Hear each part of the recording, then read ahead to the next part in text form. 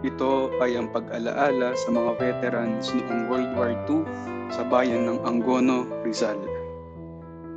Sa panahon ng digmaan ng Pilipino laban sa mga Hapon, ang Angono ay hindi kinilala bilang lugar ng malalaking sagupaan. Ngunit dito matatagpuan ang tahimik na anyo ng paglaban. Nang bumagsak ang organisadong hukbong revolusyonaryo, ang digmaan ay lumipat sa anyong gerilya. Isa ang Hunters ROTC sa mga pakikibakang hindi na lamang hawak ng mga sundalo kundi ng buong pamayanan. Ang nasabing organisasyong ito ay formal na itatag noong Enero 1942 at unang nag-operate sa kabundukan ng Antipolo.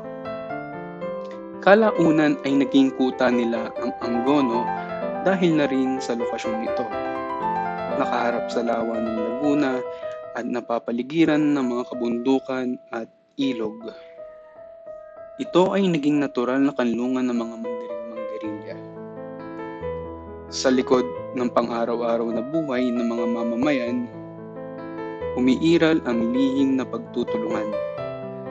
Pagkain na ipinapasa ng palihim, impormasyon na binubulong, at mga tahanang pansamantalang nagiging himpilan ng paglaya. Dito makikita na ang digmaan ay hindi lamang isinasagawa sa larangan ng labanan, kundi sa loob mismo ng komunidad. Malaki ang papel na ginampanan ng hukbong Hunters ROTC sa paglaya ng bayan ng Angono mula sa mga dayuhan. Ang kanilang laban na tahimik ay nagdulot ng panunumbalik ng sining at kultura dahil ng taon lamang makatapos lumaya ang bayan ng Angono, ay itinatag ito na Art Capital of the Philippines. Ang monumentong ito na matatagpuan sa bungad ng Angono ay pruweba ng pagbibigay pugay sa mga lumaban para sa kalayaan ng bayan.